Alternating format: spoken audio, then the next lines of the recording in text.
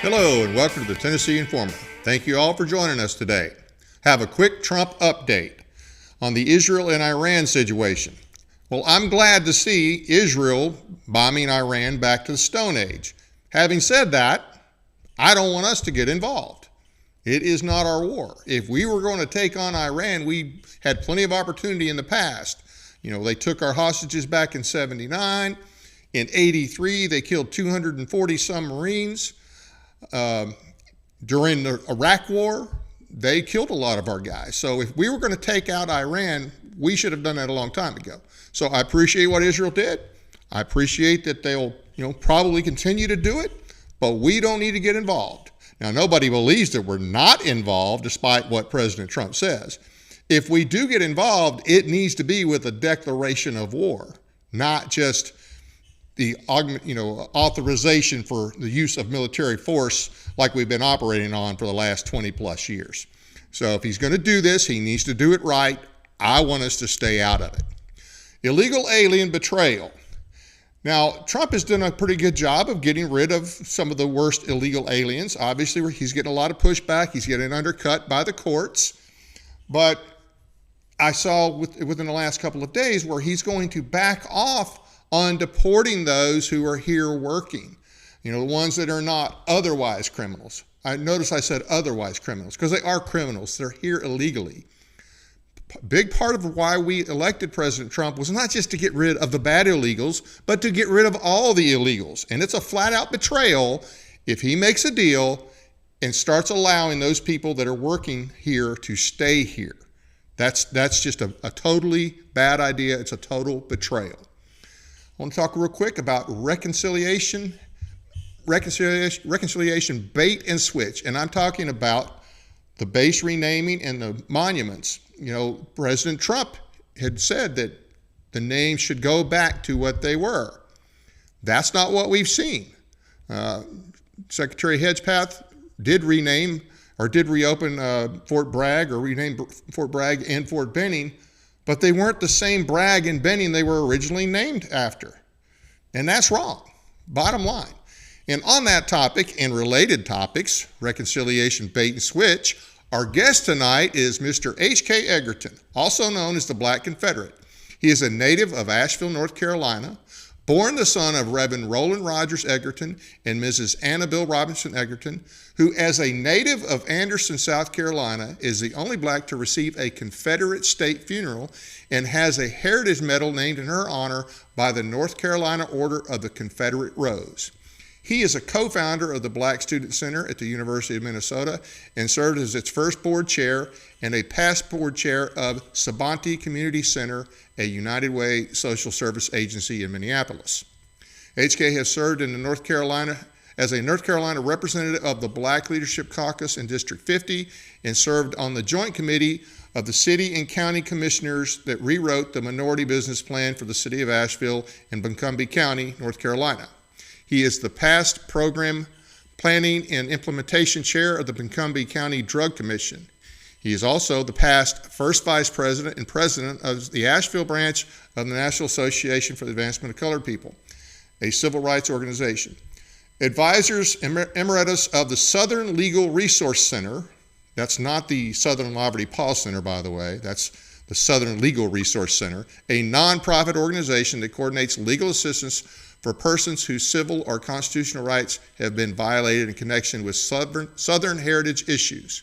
HK is presently the president of Southern Heritage 411, a corporation founded to inform the public about Southern heritage from the perspective of the hundreds of thousands of black people who love and support the South, its people, its customs, and its history. H.K. Edgerton tells the true history of the Civil War in the South, not the bastardized version promoted by the Lincolnites. He also is heavily involved in restoring the reconciliation monuments taken down in recent years. Well, hey, thank you for being with us. How are you doing today, HK? Well, I'm better than you can give me the big hit, naming all this stuff I've done. I forgot most of that stuff. That was a shortened list, That is a short list. I know. Yes, sir, it is. But I do appreciate you coming on with us today. I've been looking forward to this. It is a real honor for me to be on with you. I've heard nothing but great things about you. So you should have a big head too. Well, I don't know about that, but I thank you for that. Let's go to your bio real quick. The bio mentioned your mother as being the only black to receive a Confederate state funeral. I suspect that's where you learned the true history of the South. Tell us a little bit about that. Well, mom and dad. My dad was, as a minister, was a very quiet person, and my mom did most of the teaching of us. When we were kids and we had bicycles, my mom would always give us a clothespin with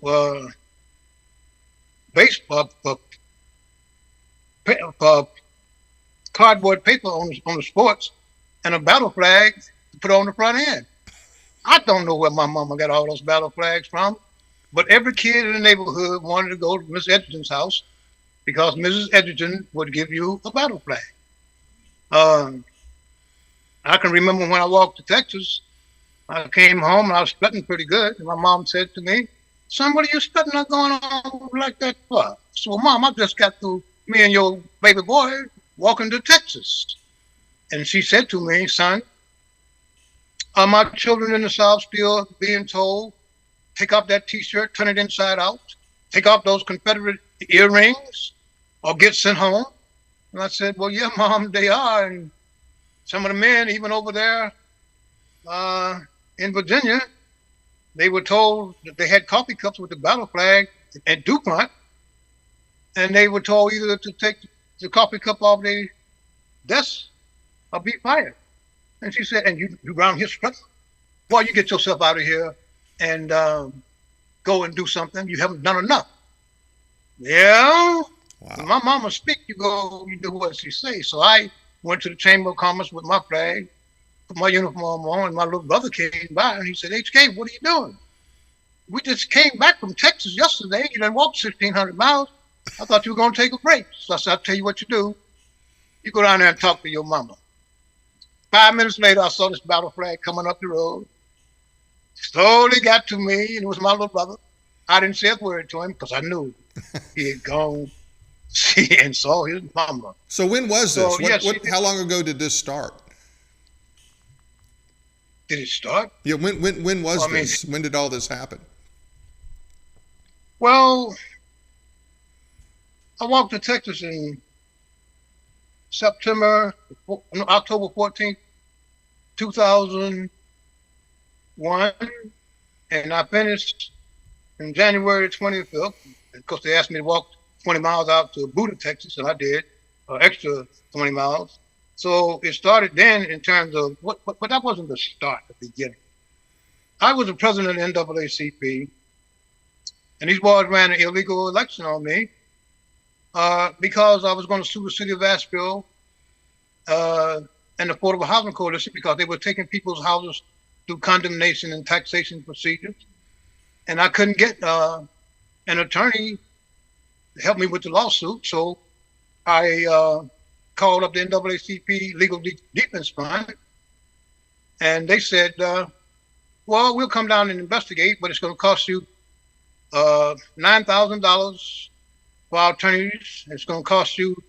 We have to have a first class seat on the airplane, and the highest rating on a hotel." And I said, "Hold it, sir. Wait a minute. You're supposed to be the NAACP Legal Defense Fund. We are that's just a word. We are a law firm, and you need to go back and raise some money if you want us to help you." Wow. So I was very downhearted. And during that time, I had moved the NAACP office from inside the coat closet at Wyoming Cultural Center that was on the tape, and moved into one of the rooms or one of the offices at the Cultural Center. And every morning, I was right in the middle of Dodge City. Dope dealing, knifing, truancy, everything you could think of was going on in the historic Black district when I moved NAACP in. Every morning I had a broom and a dustpan, and I would sweep up wine bottles, dope needles, throw a few drug dealers in jail, and run some real pretty girls back to the schoolhouse because there'd be no truancy over here. This was in the Black Historic District. And every morning, this guy who owned white dog printing, a young white man, would walk through there with his dogs. And he said, HK, what's wrong with you? You don't have your bubbles this morning. And I told him about the problems I was having with all these old people losing their houses, and how the city of Asheville and the Affordable Housing Coalition had formed a partnership called Partnership One, but I couldn't get an attorney. And he asked me, did I know Kurt D. Lyons? Well, Kurt D. Lyons has a reputation of being, they said he was a white supremacist and a white racist lawyer. But I know a little bit about Kurt D. I knew that he had acted as an attorney for a young black man who got beat down in the streets of Hendersonville, North Carolina, with a black police chief. And Kurt had won the lawsuit. Kurt had represented all these folks in Waco, Texas. So, you know, you can't, when people start calling you names and things, you can't always take what they say. And he said, well, I'll get a meeting with you with Kurt D. Lyons. And he did. And all the men on my executive committee, oh, you get ready to meet with the white supremacists. Boy, we're going to have to go with you. We got to bring our pistols too, because they'll kill you, boy. Well, that Friday, 10 o'clock came, and every morning they used to be in my office. They're just sitting around lollygagging. 11 o'clock came, 11:30, 5 minutes to 12. They hadn't shown up, so I grabbed my briefcase and broke up a dice game across the street at Dr. Blair's New Hope Medical Center that was helping poor people who couldn't afford a doctor, and went and walked down through the park and met with Kurt Lyons and Dr. Spain. Man got a big old man, got a Stetson on and a silver star in the cap. I knew a little. I had been reading about Kurt Lyons. I knew he was one of the Sum Cum Laude attorneys. And he says to me, boy, look what you've done down here in Eagle Market Street. The place so clean you can eat off the street. There's no dope dealing, no dice games going on. What have you done? And I told him about what was happening with these people losing their houses. And he said to me, well, first of all, the guy, Oscar Warren, who owned Highland Breweries, in the back of it, or in the front of it, he had a restaurant as well. And he said, I'm going to buy you men lunch. Y'all go upstairs and have lunch. So we went up, best seats in the house. And after I told Kurt about what was going on, he said, he looked at some of my paperwork, and he said, if I could join your clan, I'll bring the city of Asheville down to its knees. And in my militant mood, I grabbed a napkin off the table and slapped it on my head and said, boy, you can join my clan. I didn't know that Will Gardner was taking pictures. And he took a picture of me with that napkin on my head. Not long before the NAACP election was going to take place, a reporter came into my office, big leg, cornbread fed girl, and said, Mr. Edgerton, did you meet with Kurt Lyons? I said, yes, I did. I told her why. And then we met for about an hour and a half, and she said, I am so sorry, Mr. Edgerton. And the next day, on the front page of the newspaper, had a picture of me with that napkin on my head, on my forehead, and somehow Will Gardner had talked Kurt and Dr. Payne and put a napkin on his head. Oh, HK, you've gone too far this time, buddy. They're going to impeach this boy. And sure enough, they tried their best to get me. They had a meeting, and the place was full. ABC, NBC, CBS, Fox News, all the big trucks. And I walked from downtown, from my home to downtown, where the meeting was taking place. And when I saw all these people, I said, if I had known that I could fill this building with all the problems I've been having around here, I'd have put a napkin on my head sooner. Well, yeah, I did. One of my teachers that I loved so much, she passed away too, Mrs. Parney. Mrs. Parney was the most powerful black woman in the city. And she said to me, baby, do you still want to be our president? I said, Miss Parney, I got so many problems in this city. I told her that Kurt Lyons was the only man who had agreed to help the people who were losing their houses. I'm not red, yellow, black, white. I can't tell you how many times white folks came in my office and said, Mr. Edgerton, do you help white people too? Absolutely. Julian Bond had told a lie that NAACP meant the National Association for Colored People. Colored people meant all the people. Well, that was a good fundraising thing. But I heard Julian Bond give a speech at the University of North Carolina. Let me tell you something. I had to get up and walk out. I have never heard such a bigoted, racist speech in my life. But he sent me a letter that said, Mr. Edgerton, after they ran their little illegal election on me, I am going to investigate this. I'm going to make sure that it gets investigated because it was wrong what these folks did to you. Because they did. They got together on a Saturday afternoon, not notifying the entire body that they were going to hold an election. And they sent the state president down on me. He told all the people involved that they were there. They had buses outside. They had brought buses from the housing authority. And my first vice president, who was a piece of trash, they held an election. And I couldn't wait around for the results because I was teaching kids at the community center how to play golf. And that night, my youth counselor, I loved her to death, called me up and said, H.K, you're no longer our president. They wouldn't even let us come in the kitchen and count the votes. Wow. And only people to count. Yeah. So at first I was very angry because I had all these people I had to help. All kinds of things going on. I was involved in everything. Minority business, housing, religion. My baby didn't believe in God. Can't have that. But then all of a sudden it's like all of us taken off our shoulders. We could just finally breathe. I could go to sleep. My phone rang around the clock. I didn't remember what time it was. Oh, Mr. Edgerton, my baby just got put in jail. He only had a pound of cocaine and 3-4 ounces of marijuana. And the attorney is going to put him in jail for life. I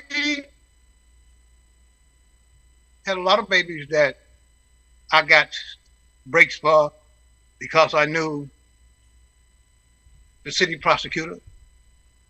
Oh, H.K., you mean to tell me that I got to help you again? You know that boy's no good. You know he's going to be back in jail in no time. I can't help that. His mama then come to me and asked me to come see you, the district attorney. And last time he said to me, H.K., you know, I hold a golf tournament every year, and I can't win. You be my partner, and I'll let that boy go. And I did, and we won the tournament. But that was basically. Then Kurt Lyons, after they ran the illegal election on me, Kurt Lyons called me up and said, H.K., if the NAACP don't want to, we do. I said, oh God, Kurt, you're one of the reasons why I'm no longer the president of NAACP. And he told me, you come out to the Southern Legal Resource Center. I owed him because he had agreed that he would fight. He would be the attorney of record for the NAACP, and that he would charge us however if we won the case. Right. And I got out there to his office, and there were letters all around surrounding. And I started reading these letters, and it was all these babies. Mr. Lyons, please help us.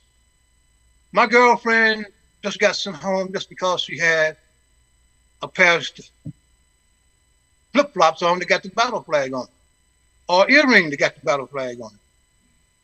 The one letter, and don't hold against me, don't think I'm prejudiced. The one letter that influenced me the most was a young black girl from Alabama named Ladidra Dukes. And in the letter it said, Mr. Lyons, my great-great-grandmama is 93 years old, and every morning she got a friend named Mr. Smith. And she sent me down to Mr. Smith's house every morning to help him raise his battle flag. Wow. Please help my friends. And it got to my heart so much that I told Kurt, all right, Kurt, I'll sit on your board of advisors, try it out. Well, I can't just be sitting around just saying I'm on the board of advisors. I started reading all these letters. And I said, Kurt, how do you decide who you're going to help? He said, HK, I close my eyes and just grab an envelope. They're all the same. But people think we have a lot of money. We're a nonprofit civil rights law firm, and we don't have the money. Well, I went back home, and it felt like my bed was being shaken. And it just woke me up. And someone said to me, you go back and tell Kurt Lyons that you're going to walk to Texas, and you're going to get people to donate for every mile that you walk for Heritage Defense. Well, I told Kurt that next morning. He said, HK, you're 55 years old, buddy. You can't walk to Texas. Yes, I am. 20 miles a day, I'm going to do 6 days a week. And I'm going to get folks to donate. Well, wow. I told my little brother he wouldn't miss it for the world. Let me tell you something. October the 14th, 2002, strutting like a southern peacock. Down the road I went. All along the way, people came out. They told me stories about their families. They gave me money. I had so much money in my pocket, I got scared. They gave donations. It was the greatest journey in my life, is to walk that 1,600 miles to Texas. Black folks came out, white folks came out, red folks came out. They told me the stories about their families. And since that journey to Texas, I walked to the White House when Obama was doing his inauguration. And I pleaded for that boy to come out the house. Come on out, quit peeping out the window. So I gave a speech at the gate at the White House. A black man built a gallows to hang the battle flag in Gettysburg, Pennsylvania. Told them boys, I'm going to Gettysburg. So HK, you don't want to be going around there to Gettysburg. That's up north. I can't come it. So I walked to Chambersburg, and the vendors said, boy, that battle flag and that uniform has not been through Chambersburg since the war. Wow. Well, here I am. So I went to Gettysburg.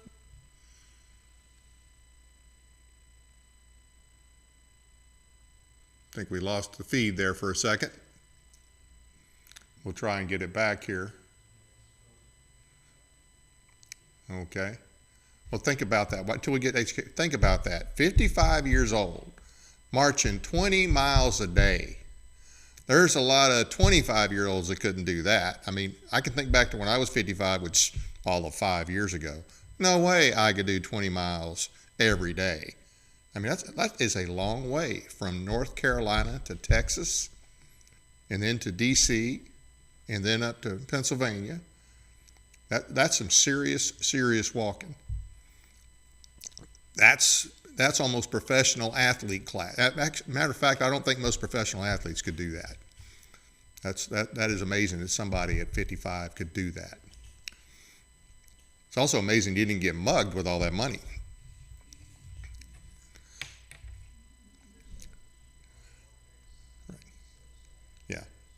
Yeah. If you want to get like I would say a few times a week, he has a Substack. And so subscribe to that. You get good information from that. He's also on X. He's always on there. And it's a good resource. Now we're hoping to pull him back in here in a second. But those are two sources that you can go to. I'd love to get him to Tennessee. I know he's been here in the past, but maybe we can get him to come locally when we get a chance. Good. Supporters of HK on Facebook as well.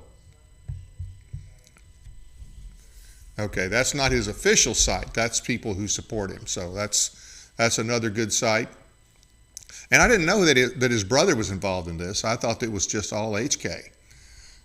But this, so far he's got a pretty amazing story with everything he's done, and hope that he's around a whole lot longer to do more. Are we having any luck with the feed? Okay. Well, anyway, we're going to, when he comes back, there's a few things. I'm sure that he's probably not received well everywhere, especially, when you get around universities and anywhere up north. I'm sure he's not received. We're going to find out if he's ever been attacked. I was told that he was attacked one time in South Carolina several years ago, but we'll have him talk to us about that. And then we're going to talk a lot about the Arlington lawsuit, base renaming. And, a lot of people don't realize that in the 1890s, under Republican administration, you had official reconciliation. And this is where, a lot of veterans north and south were still alive in the 1890s. And I think it was under the McKinley administration that there was an official move to kind of, put the war behind us and say, hey, look, we're all Americans now. We, had people on both sides that fought for what they believed in, and that we just need to be together as one and not, focus on the past. And so we had a reconciliation, and of course, H.K. can talk about it a lot better than I can. And so here, all these years later, well, now those reconciliation monuments and memorials, now we're going to take. So what does that mean if you want to? Okay, does that mean you don't want to reconcile? You no longer want reconciliation? I mean, that's kind of the way you take it, because all we hear from the powers that be is how bad everybody in the South is, how terrible the Confederacy was. And, oh, well, the South is all racist, and, they invented slavery there. I mean, that's how stupid it gets. So you just have to wonder. And this whole thing with the base names, and we'll cover this more when we get HK back on, but if they were going to rename them, they should have just brought the names back about the people that they were named after originally. Not find somebody with the last name. That, you talk about a bait and switch. You talk about a dirty trick. That's a dirty trick, to say that you're going to rename Fort Bragg and then you rename it Bragg, but it's not the same Bragg. Or you're going to rename Benning, but it's not the same Benning. Now, nothing wrong with the people that they picked. I'm not saying that the people that they picked to rename them were bad people, but that was not the intent. And it's still a slap in the face of the South to say, and those people who fought in the Confederacy, they're descendants today, that's a slap in the face to say, we're going to rename the base, but it's not going to be after your ancestor. HK, are you with us? Yeah, I don't know what happened. A Yankee must have heard me talking and said, we through with that. Pretty good odds. I'm sorry. I don't know. That's fine. That's fine. I just filled in a little bit of time there, so you go ahead and just take over where you left off. Well, I talked so much I forgot where I left off. But I heard you talking about the bases and the name of the bases being changed. I am a co-founder of the Veterans to Defend the Arlington Reconciliation Memorial Shrine Cenotaph. And I'm very disappointed about what happened. And I can't blame Donald Trump for being a party to it, because during his first term, he had said, leave the bases alone. Leave the military history alone. You don't need to start removing these monuments. I am in lawsuits from Asheville all the way to Tampa and up to Arlington. I'm very disappointed. I've been a Republican all my life. And Donald Trump was certainly a favorite of mine. But I'm very disappointed when Peter Hegseth, who I liked as well, decided that he would rename the Fort Bragg back to Fort Bragg. And I took my basic training at Fort Bragg, and my buddy, Command Major, Sergeant Major Marlowe, made me a platoon guy. So I got a lot of, and I understand that you said that you had ties to Fort Bragg as well. Yeah, I was born there and stationed there. See, Yeah. a lot of fond memories of Fort Bragg. But don't play me like I'm stupid. When Peter Headself decided that he would take and rename and name it back to Fort Bragg, but he was going to use some private who was named Bragg as well to be the representative of Fort Bragg. That's a slap in the face to Southern people. Yeah. Now, the problem, the biggest one, because I'm in a lawsuit in Arlington as well, with veterans defending Arlington. When Elizabeth Warren stood on the Senate floor and asked for this renaming commission so she could rename all these Confederate streets and bases, and even went over to West Point and trashed out General Robert E. Lee.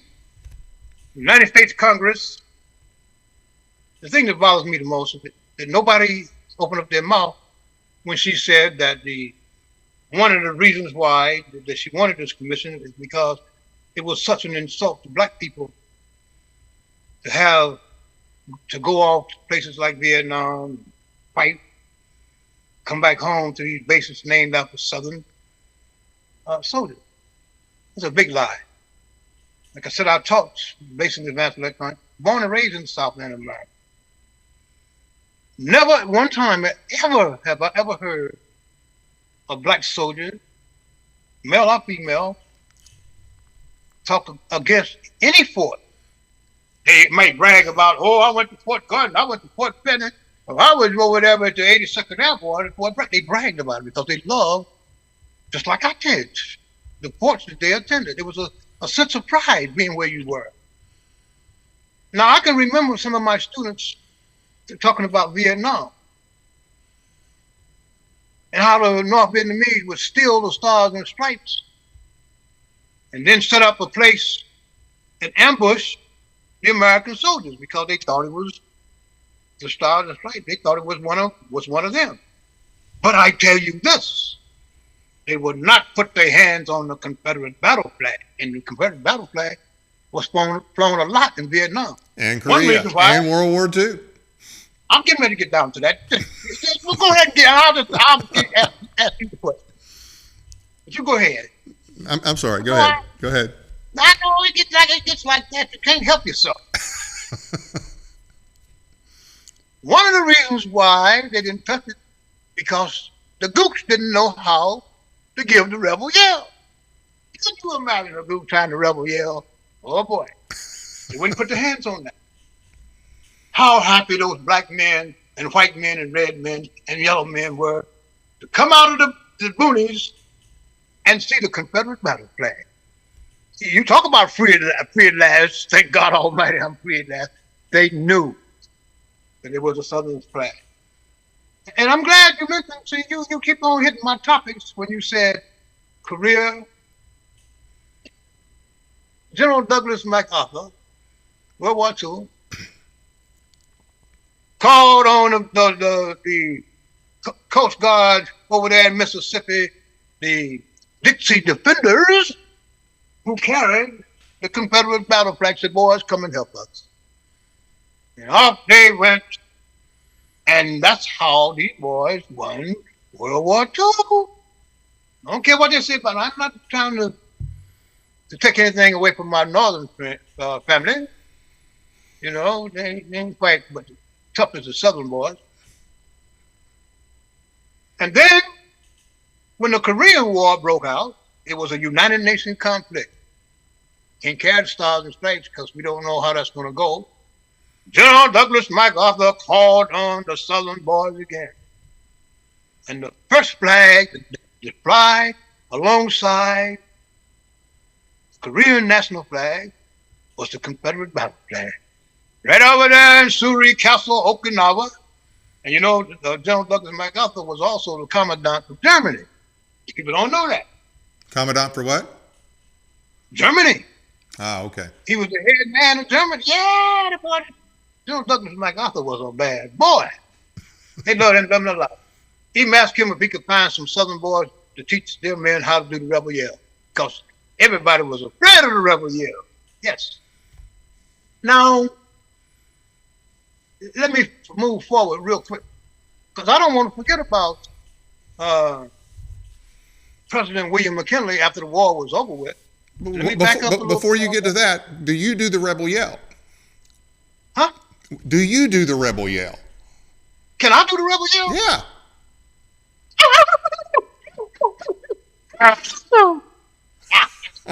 I got something rebel yell. Okay. Something up.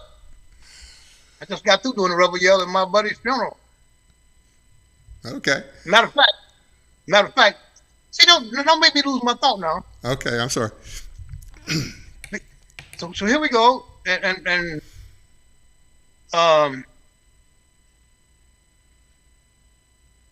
so we have this thing about the Army and celebrating history. You're going to celebrate history. You should have called old H.K. Edgerton up if you couldn't get anybody else, and told that boy to put his uniform on and come and walk in that parade with all the rest of the soldiers, his battle flag, because the battle flag was is an American flag. We talk about reconciliation. That's why I want to go back to McKinley. Yep. When the Spanish-American War was going rampant, General Joseph Wheeler did what General Robert E. Lee had asked of his men. Okay, boys, the war is over. Let's go back. Help America become great again. And General McKinley joined up with the Union Army and went off to Cuba to fight in the Spanish-American War. Well, a lot of former Confederates, black and white, went with General Wheeler. There became a yellow fever and smallpox epidemic.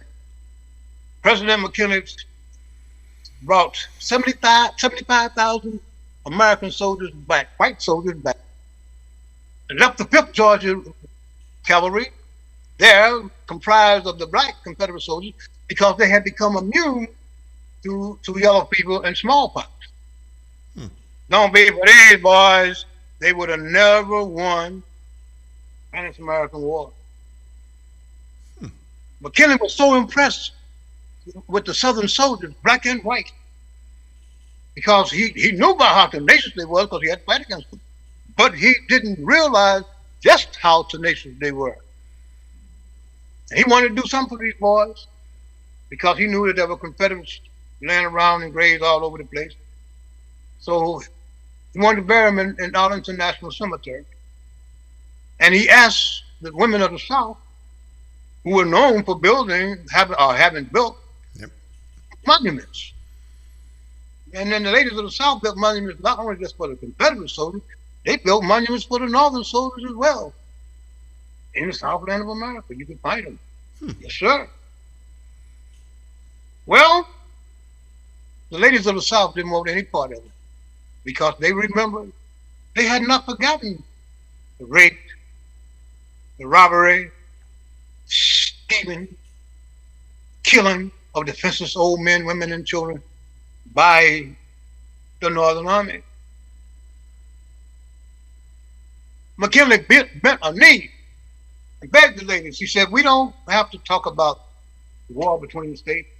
I want to have a memorial of reconciliation, how we come back together. Because that's what it's about. It's us coming together as a nation as one. Well, they finally relented and hired Moses Ezekiel, a Jewish Confederate soldier and a renowned sculptor, to build a reconciliation monument in Arlington National Cemetery. Now, along comes Lizzie Warren to talk the Congress into having a renaming commission because American soldiers don't like standing next to these Southern boys anyhow, and definitely don't like, yeah, that's what she said, and don't like these monuments all over the place. You need to have them removed. She went over to West Point what General Lee taught and what General Lee was a student. General Robert E. Lee is probably the most well-known, most loved of all the Confederate soldiers. He trashed him, dogged him out.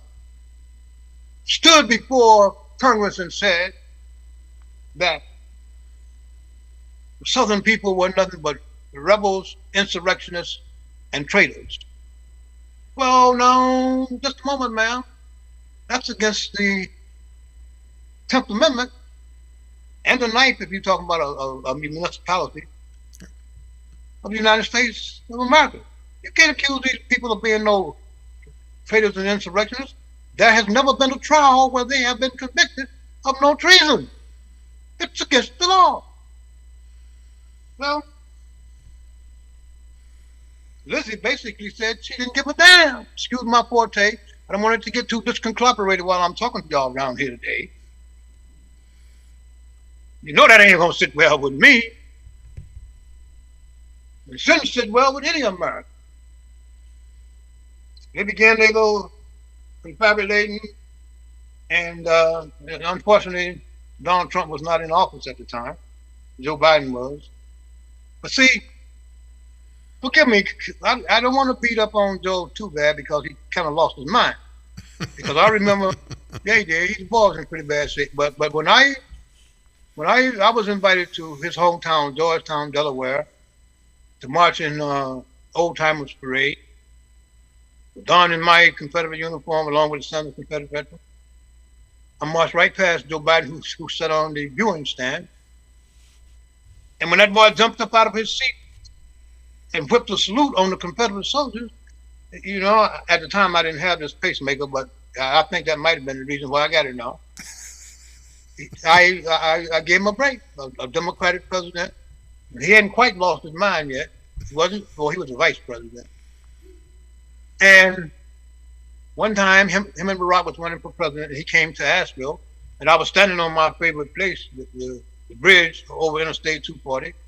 When I walked out there in my uniform, my flag, of course, the Secret Service and the sheriff and the police said, "Oh, HK, we ain't gonna run you off the bridge, but you better get down to the other end of the bridge because somebody might shoot you standing up there like that." So I went on down to a better spot on the bridge, and Joe Biden came through on a motorcade and opened up his window and gave me a salute again. Now, that right there earned a lot of points for him, for me. Not enough to vote for the boy, but, you know, earned a lot of points for me. And when his son passed away, I went back to that same bridge and held my flag a half step in honor of his son because he had treated me with a great deal of dignity. Now, he didn't, you know, Barack Obama went over to that same cenotaph we were talking about, the Reconciliation Cenotaph, and left a dozen roses at the base during Memorial Day. Of course, he went down to the, and see, here's the problem that I have. And don't let me get on a tangent now. You're good. You're good. Okay. He went down to the, they call it the colored, U.S. colored troops, and he left a wreath of flowers as well. But see, and then but see, here's the thing. They keep talking about how Arlington National Cemetery is the most sacred place. Arlington National Cemetery is not sacred. First of all, General Robert E. Lee's property was taken from him. Right. You know, when the man over there, his son, got killed in a battle, and he started burying Union soldiers on General Lee's property, turned it into a graveyard. Yeah. Even though the United States Supreme Court eventually made him give the property back to his son, but he didn't want it because Daddy wasn't going to go over there. Mama had passed away. But that's not just the only reason. They always talk about Lizzie about caring so much for black folk. Well, see, it don't bother me to be called Negro or colored because I was born Negro and colored. And I remember my aunt telling me, "So you saw a pretty black Negro boy." So it didn't bother me. But all these black folks, especially when I was president of NAACP, Jesse Jackson and his boys decided that we couldn't be colored anymore, that we was a Negro, that we was black. And then a few days later, we was black, African American. I told him, just call me Frankenstein and get it over with. Let me ask a question real quick. Okay. If actual veterans of the war could reconcile, then how, why do the politicians today, and that includes many in the GOP as well as the Democrat Party, why do they feel the need to put down anything having to do with the Confederacy? And oh, by the way, let's not forget, and I'm sure you know this, back in the 50s, Congress voted to designate Confederate veterans, as U.S. veterans. They're entitled to certain benefits. That's correct. Well, I said, you know what? I don't know why you shouldn't give me the microphone. Let me ask you a question. Because you're better at it. You're a lot better at it. That's a great question. And I ask the question all the time. What is it? Why do y'all hate Southern people? The Southern white man is the most discriminated man against in the whole of America, bar none. Yeah. And I don't care what they tell me, he is. Why do you hate him so much? Why, when he went to war, and we may well get on over here because Donald Trump is a Lincolnite. I don't know what's wrong with the boy. Yeah. Lincoln was a very evil man. Absolutely. And Levin liked him too. But he know that he suspended the writ of habeas corpus when Levin said that. I think that thing in my heart was gonna go off, but it didn't go off for me. Because Levin is really a Lincoln. Yeah. Levin is he's just garbage. He's just a garbage person. That's the only thing I can think to say about him. The Southern people. Now, first of all, let's establish one thing. Jefferson Davis was one of the most honorable, loved men in the whole of America, on both sides of the aisle. When he was considered by most the foremost attorney, even though his brother was an attorney. He said he knew more law than any man in the whole of America. He rebuilt the armed forces in the United States of America. Of course, they used it against him. When his state called him back to Mississippi, said, "We can't take it anymore. We're going to follow the lead of South Carolina. These folks have been stealing from us. They robbing. We're paying 87% of the taxes.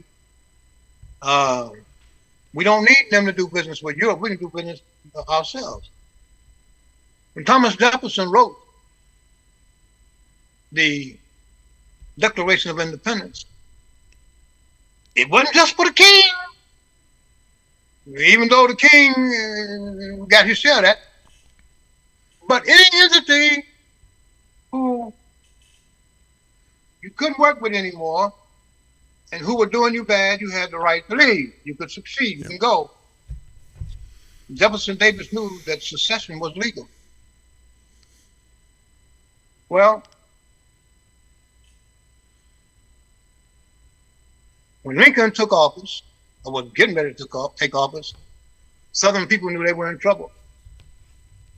He threw the Corwin Amendment right there at their face, and the Corwin Amendment basically said that if you Southern men will come back to Congress and ratify this amendment, you can keep your slaves forever, and Congress should never have the ability to end the economic institution of slavery.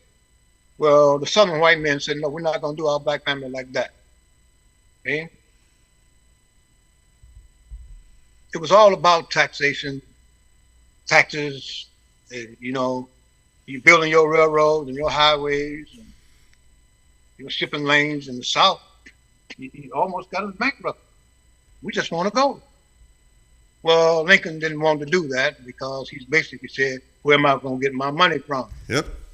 Didn't want to lose the tariffs. They didn't want to lose the tariffs they were getting, and they definitely didn't want another country to their south with a port that could deal directly with the other parts of the world. That's correct. And then they wanted to put taxes on the slaves. Well, come on, boys. You're taking all the money. We ain't not going to do that to our black family. She's not going to do it. Even William Test Sherman came through the South and said, you niggas don't even know what slavery is. This ain't slavery. Look at y'all. You out here dancing and vaudevilling. When you go to church on Sunday, you look better than most freed white folks. Well, we're going to teach you what slavery is all about. Now, who said that? Where'd that come from? William Test Sherman. Oh, okay. Okay. Yeah, that's believable. That's believable. Yeah, the pirate. Yeah. Again, just getting back to your question about why, well, let's not forget that religion was on the table as well as taxes. These people did not approach the Almighty God like Southern people did. They believed that they just called on God when they wanted him, that they were just as mighty as God was,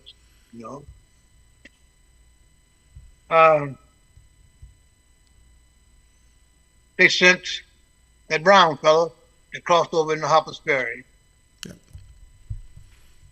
sneaked into the slave quarters, and told the slaves to go up there and kill their masters and their mistresses in their sleep. The slaves said, we can't do that. We ain't gonna do that. And one of John Brown's men grabbed this black woman's baby girl, said, if you don't go up there and kill him, I'm gonna cut her throat. Wow, you don't hear that. No, you ain't gonna hear nothing. I got a lot of stuff you won't hear. The little baby girl, she looked at the little baby girl and told the little baby girl just like this. Don't cry, darling. I'll see you in heaven. Wow. And the boy cut his throat. Yes. John Brown was a psychopath. I mean, he was a flat out terrorist. Absolutely. But they make you out to believe that he was this, General Lee to get him, that he was this great abolitionist crap. Reverend R.L. Dabney from Prince Edward County, Virginia, sent a letter to the so-called head of the Freedmen's Bureau and told him, y'all come down here, you got all the money, you got all the power. Don't do the black people wrong. Y'all claim that we did all these bad things for them. Now you do them right. Heck, they couldn't wait to start dogging out the black people. First of all, they sent they northern school teachers here after the war, set up the so-called public school system. Told the little white babies that their parents was, like Elizabeth Warren said, traitors, insurrectionists. Told the little black babies that the religion was no good. If it was, they would have set them free. Wasn't setting not a whole lot of them free up north. See? They've always used, and I hate to beat up on my northern friends, but they deserve a beating. They always use black folks as the weapon of choice against our southern white family. Always. Even, they always talk about who was the best president and who was the worst. If I had to rank the presidents in order, 1 through 5, and my babies asked me to do this, 1 being the best, I would lean, and it's not over for him, a little bit toward Trump because he's a better Yankee than anyone rest of them. and then number 2, I would choose Jimmy Carter. Oh, Lord have mercy. I know I saw the frown on you. You, my baby, said, Mr. H.K., what did you say? Jimmy Carter. How? Mr. H.K., wait a minute now. How did you get to Jimmy Carter? Being the second best. Well, Jimmy Carter did 2 or 3 things for me. He had more black folks in his cabinet and in his government than any other president alive, ever. And he had my favorite man when he from Georgia. Sent him over there at the UN. Jimmy Carter was the only president that was brave enough to return the citizenship to Jefferson Davis. Pardon him. The only one. Nobody else did. They would, all the Southern presidents, not one of them, ever, had enough courage. Pardon. And I'm talking about Andrew Young when I talk about. Okay, that's who I thought, but I wasn't sure. Okay. I was waiting on you to tell me. Okay. I sat down with Andrew Young, you know, when I was, after they ran the illegal election on me. Andrew Young has always been one of my favorite people. He came to Asheville School, gave a keynote speech at Asheville School. Used to be Asheville School for Boys, one of the most prestigious private schools in Asheville. Accused me of flirting with his wife when he came after he got to give a speech. He said, "Boy, I heard you about him flirting with my wife." I said, "Let me tell you something, Ambassador Young. I wasn't flirting with the girl, but I certainly did tell her what a pretty dress she had on, how fine she looked when she walked, and what a great, pretty voice she had." He didn't look at me like I was crazy, but anyway, we had a great talk. I still have his card. I didn't know he was still around. There's something I want to ask you, and I hear a lot of this. Now you're definitely okay.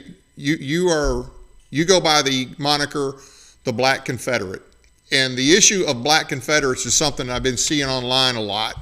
And so, how many Black Confederates served in the war, from what you've been able to find out? Listen, you know, they start from 60,000, 100,000. Nobody really been able to put a number on that. But see, when you talk about Black Confederate soldiers, when I began my journey to Texas, Black folks who really never talked about Black Confederate soldiers or their family, they started coming out. Hope Collier was one of the most famous because Hope Collier, they said he could shoot a tank off the back of a dog from 100 yards away. That's what they said about the boy. Now I got respecting it a little bit. Hope Collier was the first Black man to be acquitted of killing a white man in Mississippi because the man jumped on his master.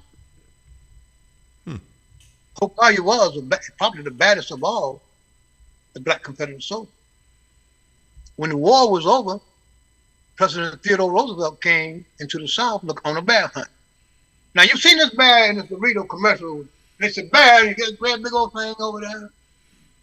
They said the first day that they were out on a bear hunt, they couldn't find a bear. And Hope went out while the president and all they was out. They was drinking that, sipping whiskey and smoking them Cuban cigars. And the next morning, Hope told the president, said, "Look, we don't have to go looking today. So I got one for you over there. Go over there and shoot it." And the president said, "Oh boy, I can't shoot that bear. Hope, you see all these men around here, they gossip worse than women. They'll tell." They gossip and told anyway. People started sending the president bears from all across the world. And that's how we came up with the name Teddy Bear. Teddy Bear. Okay. Yeah. And Hope and the president became the best of friends. Matter of fact, they had given the president a brand new rifle, and he gave it to Hope. And him and Hope became very good friends. But Levi Carnine, Black Confederate soldier from Louisiana. When those men, those Confederate soldiers, needed to send letters and money home, Hope went through enemy lines, carrying the letters and the money back home to their family. When I walked to Texas, and I came through Louisiana, there was a long line of some really pretty Black women and a few bad-looking Black men, and all the other folks took us to the grave of Levi Carnine, Black Confederate soldier. Horace King. Horace King was a bridge builder. You go to the capital of Alabama, you go in the Capitol building, those spiral staircases that was built in there, that was Horace King, a Black Confederate soldier. who designed and built those staircases. Wow. Built bridges for General Lee's army. Christopher Columbus War, right over there in Florida. The day he was took pictures in the ocean and fished. The day he died, his funeral was held. The Ku Klux Klan came in full guard. Wow. So not only, yeah, I went in the boys' mama's great-great-granddaughter's house. The UDC had given her, they gave her, first of all, they gave her a monument to bury, and given them a plaque. They went into the church. It was quiet as, you talking about a church mouse being quiet? It got real quiet up in there. That's what they told me. And the Ku Klux Klan gave them money and told them that they loved Christopher Columbus War. They wasn't there to hurt him or cause him any harm. Wow. Mississippi. There's a lot of stories like that that you're not going to hear in the mainstream. That's for sure. Well, you asked me how many it was. I was just getting started because by the time I got around to 1,000, you was going to stop me anyway. But if you don't stop me, I only got 5. Well, I was just trying to get those are good examples, and I'm sure there's more like that. I was just kind of trying to get a something of a number. But here's the thing too. A lot of times, what I'll hear from those who look down on that idea, who don't give that any credence. Oh, well, these people, they were just they were forced to do this, or they were they were cooks, they were teamsters, they were X, they were Y, they were Z. Well, okay, number one, you've got that in both. That's like saying if you're not in combat arms, you're not in the Army. Okay, that's correct. That's exactly what that's like saying. It's saying that doesn't count. So there's that. Plus, we know that Forrest had a guard that was made up of his slaves. We know that. 42 black men went off to war. But wait a minute. Let's back up on that thought you just had. And then don't let me forget about Forrest. Okay. That's why I started out by telling you what naming some of these men. Because these folks want to look down on, you go look down on a cook in the United States Army, the Navy, or the men that play the music instrument. You go tell them right now that they're not soldiers. Right. Boy, you might be slapped for about 55 minutes before they get through slapping on you because they were soldiers. Yeah. It makes no difference what you were doing. He was still, and every one of them, whether he played a flute or cut potatoes, knew how to use that weapon to defend himself. Yeah. And let's not. The Union impressed a lot of these people into the Army. They made a lot of the blacks serve in the Army, and guess what? They used them for cooks, teamsters, etc. But they didn't tell them they weren't soldiers. That's right. And don't forget about how they used their wives for concubines. Yep. Or how they put the black Union soldier at the front of the line and use him for cannon fodder. Battle of Biloxi is a fine example. Battle of the Craters, the gunpowder blew up, and the black soldiers, Union soldiers, were down in the crater, and the Confederate soldiers got tired and said, "We ain't shooting no more." That's just suicide. While the Yankee officers sat back and watched it go on. Again, I told you about Arlington National Cemetery. Nobody don't like to talk about when I tell them the Arlington National Cemetery stinks and is not as holy as these folks make it out to be. Black Union soldiers twice petitioned the United States Congress to be buried alongside their Union counterparts. And on both occasions, the United States Congress said, "No, we ain't gonna do that. But them niggas over there with the rest of them, with the slaves and all of them, we ain't doing that." Still to this very day, but they want to talk the only integrated entity in the whole of Arlington National Cemetery was that reconciliation cenotaph that they tore down. The only one. And once they tore it down again, Arlington reverted back to its racist and bigoted That's right, persona. Wow. No, that is nothing. There is nothing that I could do to say that Arlington is a place of brotherhood and all these grandiose things they say about Arlington. No, it is not. It is not. Now, again, like I'm telling you about Trump, you spoke about the battle flag being in Korea, Germany. It's been everywhere. Every military conflict that the United States of America ever had, until the so-called Union General Commandant decided that you couldn't have the Confederate battle flag anymore. That was the Confederate battle flag. Now, if you're going to talk about history, don't come around here with me and exclude the Confederate battle flag. Don't come around here with me and exclude the patriotism and the courage and the hero that the Confederate soldiers had. If you're going to include history, because now you know what the history is going to look like coming up here. It's going to always be about the Civil War and how the Yankees won, and they're the only ones that patriotic in America. You know how we're going to get beat down coming up. But I already done sent my message to Donald Trump. Don't do it. Don't make me one of your supporters, one of the people that want to admire you, because you already lost most of that after what you did when you had the Army, and you talked about the 250 years of the Army. And you didn't you let Elizabeth Warren get away by dogging up Southern people. I'm all right. That's Pat. If you got 100, that's 50 points down for Donnie. He only got 50 more.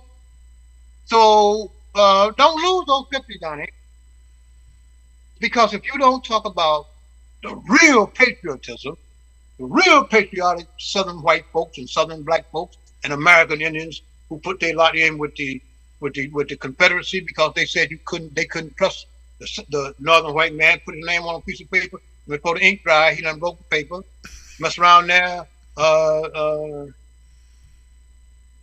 and put an American Indian who came with a flag of truce, put him in jail, in jail. I'm talking about that Indian down over here in Florida that they named after, I forget his name. Osceola. Osceola. I've been trying to tell you to help me. Why don't be sitting around there holding out on me? Osceola. Okay.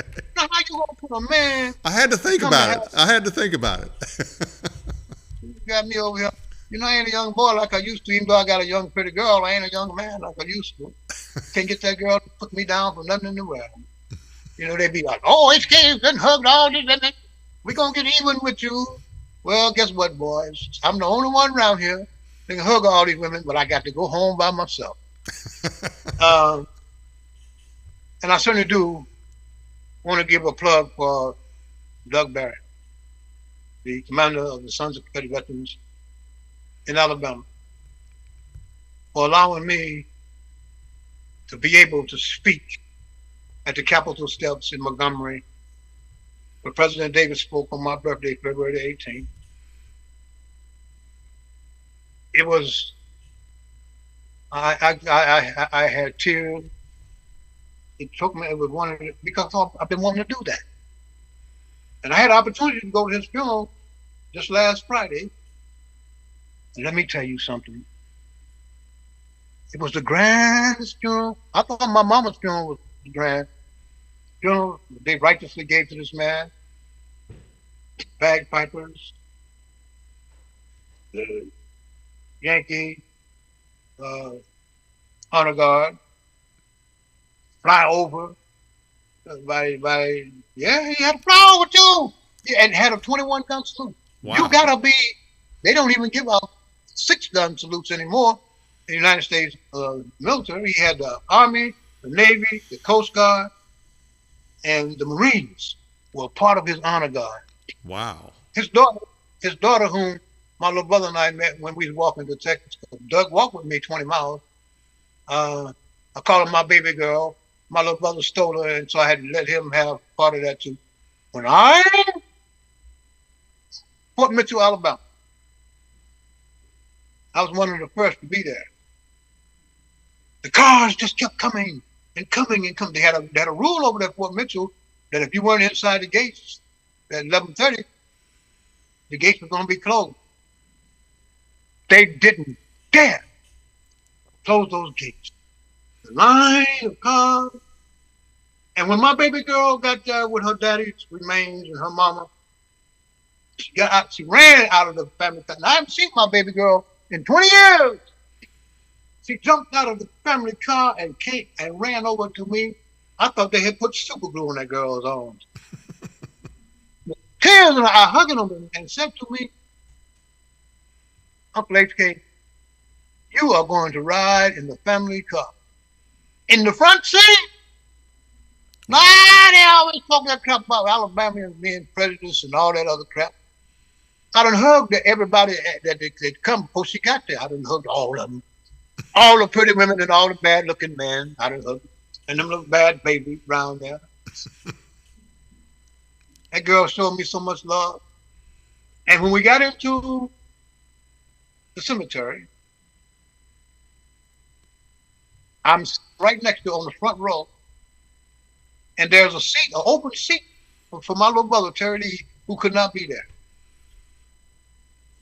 Her daddy had said that the Edgerton family was a part of the Barrett family. He walked with me 20 miles.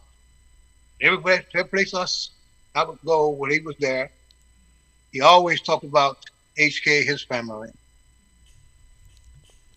The only thing I asked, could I give a speech? Could I say some words? I have never, ever been to a funeral where, I can't say a standing ovation because so many people had to stand anyway, but those who weren't standing were standing. When I got through talking about this man, a standing ovation. And then we sang Dixie. And then I just said to the honor God, man, let me do the rebel yell. He let me do just like you just made me do the rebel yell. I did the rebel yell. And I know when Doug reached the pearly gates of heaven, he gonna have to worry about my mama because she's gonna be standing right there waiting on him. She's gonna say, Doug, my son told me you was coming. Get yourself in here and get a hug. So there I am. Here I am. Got any more questions for me? Sure. I can come up with more. But well, what closing thoughts do you have? Do you anything that you haven't covered that you want to cover? Why you say it like that? You told me I had about another hour to go. And then you tell me, okay, boy, get it down. You got anything else you want to say? I do. No. What I'm saying is we're to that point now. We have covered most of what we were going to cover. So now, whatever we didn't cover that you want to put out there, now's the time. I can go for it. Go for it. Make me sing in here. I would first of all say again how honored I have been a part of your program. How honored I am of how nice you and your staff have treated me. I ain't tell the folks that you had me over there talking to you. I done rang your ears out for about 3 hours before we got on the program. And for your patience. So let me just vent some of the things I want to say. Well, thank you for that. I hope it's the truth. You know, I told the folks about my friend Doug Barrett. I said, you know, when you come to Alabama, they always talk about the table of brotherhood. But Doug Barrett built the table of brotherhood. That's how I felt about that man. My little brother and I drug that table of brotherhood all the way to Texas. That's how great he is. And I'm going to have to call baby girl up and tell her that she got a lot of other family members. The commander of the Sons of Confederate Veterans, Donnie Kennedy, and his twin brother. But he said they're not twins because I'm one of the brothers, so we triplets. Oh, so you got to take them in. Ronnie and Donnie? Yeah, you ask Ronnie and Donnie who H.K. is. Oh, next time you get the opportunity to be in it, see, is that one of y'all's brothers? And if they don't tell you that I'm one of the triplets, you call me and let me know here. Yeah, I've had Ronnie on the show a couple times. I haven't had Donnie yet. Got to get Donnie. They walk with me. You know, that's a funny thing. When I walked to Texas, all these men were just regular camp members. And now most of them have become the commander-in-chief of the national commander-in-chief of the Sons of Confederate. At least 6 of them. Paul Ramlin. But I was so when I was at Confederate Memorial Day in Montgomery, they want to call my name out at least 7 times. I'm saying, boy, you better quit talking to me, people. Because you know, there is one lady in Alabama who don't like me. Who's that? She don't. Who is her that? Name is, huh? What's her name? Don't make me call her name. Her name was Pat Godwin. What's her? In the early days, huh? What's her claim to fame? She was in charge of the program at the Capitol, and she was the president of one of the orders of the Confederate Rose, who gave me the Lifetime Achievement Award. The Order of Confederate Rose, the National Order of Confederate Rose, gave me that medal and award, as well as my mom. I tell you, they gave my mom, they named a medal in my mom's name. I don't know what happened between her and the lady from North Carolina that was, I tried to get down to, because I like the lady. Her husband, when I walked to Texas, he came out and walked 20 miles with my little brother and I, right across the Edmund Pettus Bridge, took us down to this black soul food restaurant, knew everybody in the whole house. Never, ever did I go to Alabama. Like I said, I've been 14 years in a row to give the keynote speech in Marion. And the next day, the commander there, or the day before, we would go to the Capitol in Montgomery to hear keynote speech. She would never allow me to give the keynote speech. Only until this year, my buddy and my brother Doug Barrett allowed me to do it. She told some people that the reason why she didn't like me was because when she invited me to Selma, when General Nathan Bedford Forrest, oh, you made me forget about those 42 black men that rode with Nathan Bedford Forrest. And my buddy Nelson Winbush, whose grandpa was the chaplain. Anyway. Ah, okay. She said to them that I was afraid to talk to the press. And I dodged the press after she had invited me to come to Selma. They had a parade. General Forrest's bus was in the cemetery. And they said that folks didn't want him over there. So we all marched over there. I have never, ever run from the press. Because one way or the other, I'm either whip them, or I'm going to give them a history lesson, or I'm going to be nice to them. Depending on how they are. Everybody wouldn't know about you if you were running from the press. That doesn't even make sense. Didn't I tell you I love you? It is a truth. See, it don't make sense to me. But, and they said she was really mad that Doug Barrett gave me the opportunity to cut up. And cut up I did, because I'm so happy.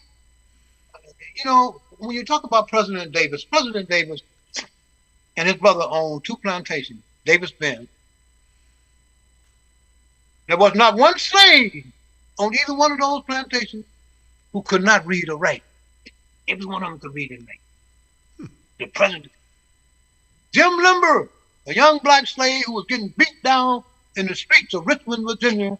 Jefferson Davis and his wife said, "Hey, wait a minute. Get your hands off that boy." And took Jim Limber into their home and treated him like he was their son. Slave boy. See?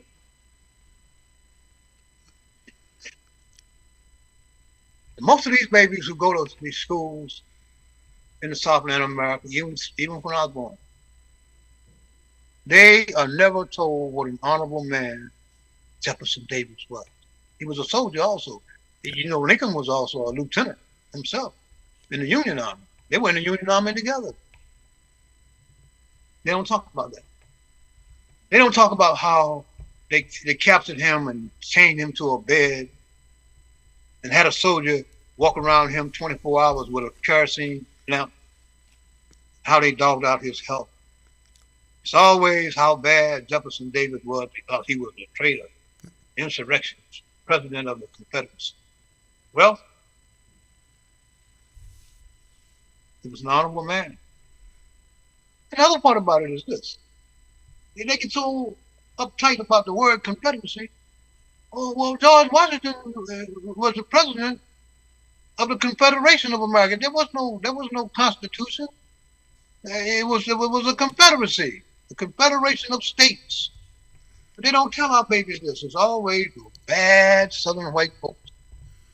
Well, even Madison referred to the Constitution he referred to the government under the Constitution as a confederation. Even Madison, the father of the Constitution, did that.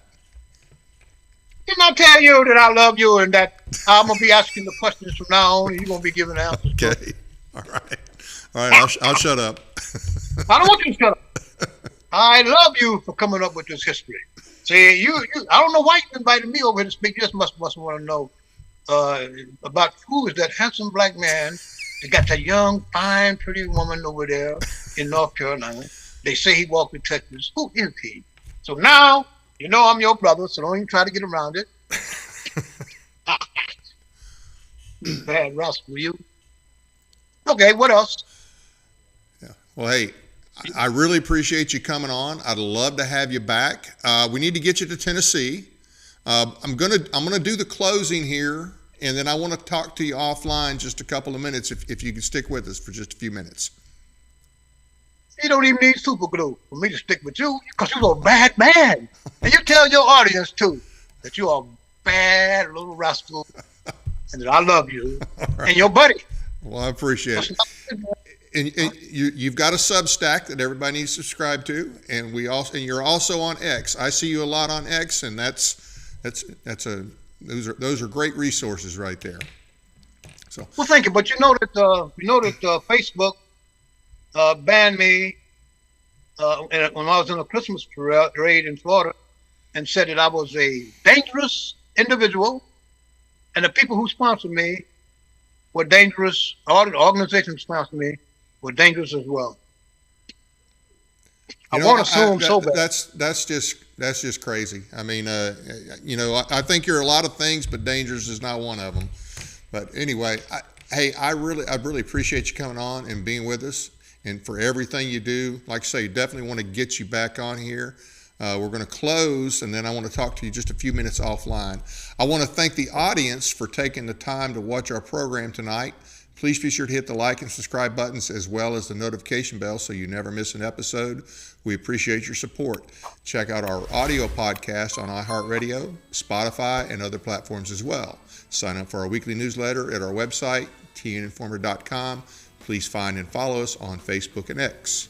On June 19th, 5:30 p.m., the John Birch Society Peaks of Hope program will be at 4188 Peavine Road, Suite 101, Crossville, Tennessee. Danny Blitz will give a talk titled Nullification, Our Duty to Interpose. Know that all are welcome to attend. You do not have to be a JBS member. No need to register in advance. Just show up. This Thursday, we will have a special show at 2 p.m. with former Police Chief Billy Phillips from Galloway, Tennessee, who claims he was not prosecuted by the DA, but persecuted. He comes with supporting documents and a witness.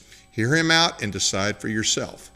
Hope you'll join us again next week. That's it for now. Good night from Paris, Tennessee, that is.